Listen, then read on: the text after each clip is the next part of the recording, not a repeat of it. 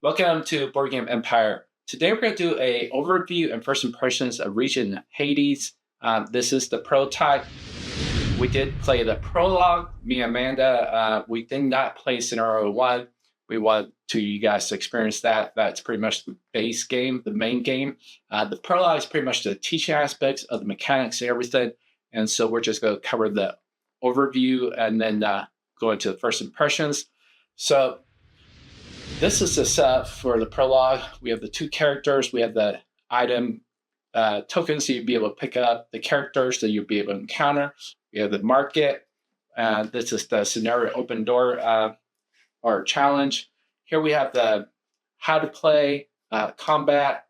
And so you'd be able to go through each encounter, combat icons. This is a Sentinel track. And so this is where you'll be able to grab monsters and stuff. Now, this is the defeated monsters. This is alert Sentinel monsters. Now, the Sentinel track pretty much works as kind of like a track of how when the end game ends. So if you have like 3, 4, 3 game ends. Okay, this is the find dice. We did with the prologue. You get condition, which is poison pretty much at the start of each round. You lose health. And then we also did the easy mode, not the hard mode, which is unconscious. You're not capable of anything. You can discard this card and heal. And Iker, if another player pretty much has carrying capacity or in the same zone. So pretty much it allows you to not die and you're able to pretty much respawn. Then here we have the battlefield information. So you get battlefield, and then this is cover. I'll explain that here in a minute. You have your 3 cards. Pretty much there's the green, which is main actions, the yellow, which is challenge cards to open doors. And then you got the blue, which is feat actions, which allow you to do multiple things with as far as dice and stuff. You have your little dial thing here, which has nectar, also has might, has spark, carry capacity, and divinity. Now, the nectar, you start out. Let me remember. I think it's 5. Yeah, you start out with 5 nectar, 1 might, 2 sparks, and 3 carry capacity and 0 divinity. And so you start with 4 health, your character card. You have all the dice here. You have the waves here. So your first wave and stuff. And so the way you're playing the game is you pretty much start out on your character sheet here where you're on cover. And the way you have to get out of cover, you have to move or sneak, depending on if you're battlefield action or cover action. Now, remember, there's one has to be in battlefield action, the other one has to be in cover. So, and the way you determine that is you go pretty much, these are going to be in front of the characters. And this for a 2-player. I'm not sure about 3-player or more, but the battlefield is the one, the attacker pretty much, and the cover is pretty much the defense or support character. And so you just go randomize it, give it to a person at the beginning of the round, and then you switch it off and on throughout the game. And that will determine how you use your cards as well, because these are 2-sided cards, as you can tell. Like this is the battlefield, which is always like yellow, and then this is a blue, which is always like cover.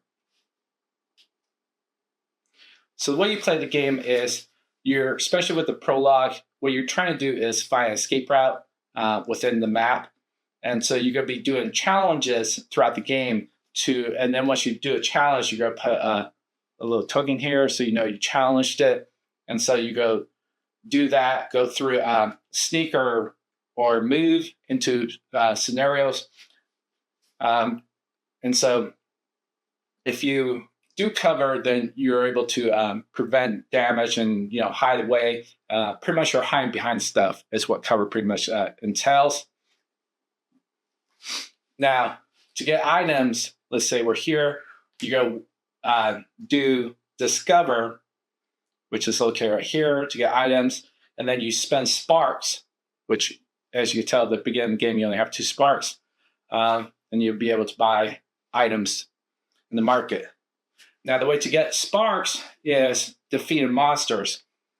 When you defeat a monster, you either gain, you either gain spark or might, depending on the monster, and that's located right here. I'm going to put this closer so you guys can see. And so throughout the game, you'll be able to use your dial, and your dial is going to be going up and down depending on what you do. Carrying capacity is when you get weapons and stuff, the carrying capacity goes down. There's also, when you open doors and you do a challenge, sometimes they affect your sparks, your carrying capacity, different things.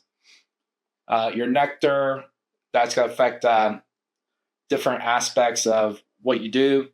Then there's might, there's divinity, and you'll notice that some of the things you're able to use to collect or do different things. So you'll be able to use might, and you'll be able to pretty much use a dice and different things, and that's all located on the dials. So pretty much for the most part throughout the game, you'll be able to use 4 cards of actions. And like I said, this is the battlefield options. So you either move, discover, which pretty much pick up item, start combat, and then +3. Lore. Lore is where you place them, the characters here, sideways. And that pretty much allows you to, where it doesn't go in the Sentinel monsters. And so, because once you get to 3, then you lose. And you're going to lose in your prologue, so don't worry about that. Then you have Drain, which allows you to move 2 sparks up and 2 might. On the cover, if you're doing the cover, you can sneak, which means you can move your character into an area. Cover, you can heal, but then you also you lose nectar, and that's how you heal. Lower attack, that allows you to lower character. You remember, this is the cover action. Normally the battlefield action allows you to engage with the character. The lower attack is the only way you can engage with character as pretty much a cover action. So you take the character, and then you roll this dice, and dependent on the characters, this part right here, which is the vigilance, let's say it has a 5, whatever you rolled, plus whatever else modifiers that help you will pretty much get you have to hit above the 5 to kill it or attack it. Then you have rest. Rest allows you to pretty much get a might or 2 sparks. And so you have to pick one or the other. This is the dice. So the top one's the damage. This one pretty much eventually will be effect of the character. You notice how some of the characters have the iconography there. So this is pretty much what it causes and does. This at the bottom pretty much means that it will hit back you. So it will hit you for 1 damage unless you're able to prevent that. So that's pretty much how that dice works. And remember, this dice is pretty much used for the lower attack. Now you can upgrade your dice. Like even for your main character, you notice that if you use it as a brawl, you could go here, and then you can use the red dice. The red dice has more hit power. But the thing is, you'll have to use to get back up there. So you can use it again. You have to use you have to pay 2 nectars. So 2 nectars will go down.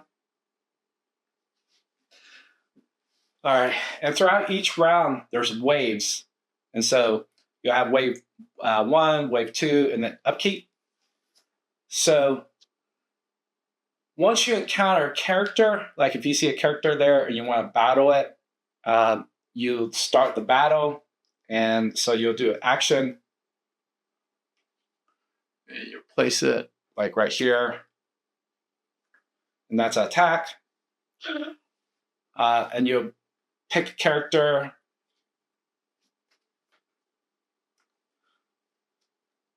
Let's place that right there. Now, there's you'll be able to roll the yellow dice, and so there's different things that you can do with these cards. These are the blue ones, and they're the feat action cards. This one's reroll. This one's defense. So actually from things that you might do. This one's demote red dice to blue. And the reason you would want to do this is 2 damage plus 1 to me. So pretty much it does 2 damage for me. This one is, let's see, this will increase dice by 2 levels. Now, here in the blue, you notice that there's also different ones that allow you to do different things, like gain nectar, defense, and then also this right here, which is the burst, deal damage to any engaged monster. That's another way to damage a monster. So you pretty much want to roll and then determine what you roll. You put on the monster. Now that monster is locked. So pretty much it will continue to do damage. Whatever damage you do, you're going to want to place one of these. So that would be let me see. So this right here. So it's down to 2. And that does, let's see, 1 damage to me. So you're going to place it there. And so if you defeat it, if it's locked, then if you haven't defeated by the end of the turn, you go turn it like that. If you defeat it, you turn it like this, and it's going to defeat monsters at the end of the round. It'll be placed here. You're going to collect the spark that you'll be able to obtain. Then, if you want to challenge a room, one of these doors, you're going to go on the door, and you're going to challenge it. Now, you can only challenge during your battlefield phase, and then you'll be placing a challenge card. So pretty much you'll be doing a challenge, and then you grab one of these challenge cards. So far, none of the challenge cards have been positive. And then there's also a special scene, do not look until that's at the bottom. So I believe that's everything. Pretty much. And notice that there's now this is the prologue. There's a dual layer side on the back, which gives you way more options, more actions. You also, I think, be able to play stuff here from kind of like here, I'll show you. So this is the scenario 1 side. And then there's stuff that you place here. There's dial here. This is more the gameplay of what you're going to experience throughout the game. And then these pieces also seem to fit around here. I've yet to dive more deep into it. But then there's also more actions, more things you could do throughout the game. So this is more like the basic, and that's what we played. We're pretty much waiting for the full game to experience the actual overall experience, and then we'll go from there at that point. But we didn't want to go to scenario 1 and then have to stop until the final game actually gets released. So what do I think about the game? It's fairly simplistic once you actually figure out. I do wish that there was some more of a page that just is pure iconography. There is player aid, but it just covers mostly the actions or the what you have to do or your options per round or per turn. There are some information over here, but I just need pure player aid with just pure iconography, because if you have one that has a front and back, I think that would cover most of all the iconography that's in the game. So that would be way beneficial, and so you don't have to keep referring to the book. But the game is fairly simplistic. It is a kind of like a campaign game. It's a kind of like skirmish, and so in boss battler, it's thematic, because it does keep within the theme. There's a lot of cool options you can do within the game, and from what I've seen, the scenario also dives way more into it, so it opens a lot more doors of player actions and interactions that you'll be able to do throughout the game. But from what we experienced with the prologue, like I said, we didn't want to continue on because until we actually get the full game. But just really cool design, illustration, and replayability. Because the first, I think it comes out with, I think they have 4 characters total in the prototype so far. I'm guessing they're going to come out with more gods and stuff that you'll be able to play with and encounter. There's a lot more characters. You get decks for each scenario and different things you could do. Also, these get flipped. So, well, this one doesn't. But there's another card that has it for scenario 1, scenario 2, and then there's more options within that. So, and then I'm guessing you also probably encounter more dices and different things. But pretty much it's a game that just keeps growing, which gives you, as you go from scenario 1, 2, I think the third one might be the scenario where you actually boss battle. Not sure. But just a lot of progression, tensions, and different things. You will lose the prologue. You're pretty much guaranteed to lose because you're supposed to go in scenario 2 at weakened state. And so overall, I just think it's a cool game. I think it's if you like campaign games or boss battlers, I think this is a good game. I really enjoyed the thematic aspect of it and the different options and the dice manipulation that you could do within the game. I think if you're that type of player, you're going to enjoy this game. And so if you like this video, please subscribe. Social media is down below in the description. I will have them link to where to buy the game. And we'll see you in the next video.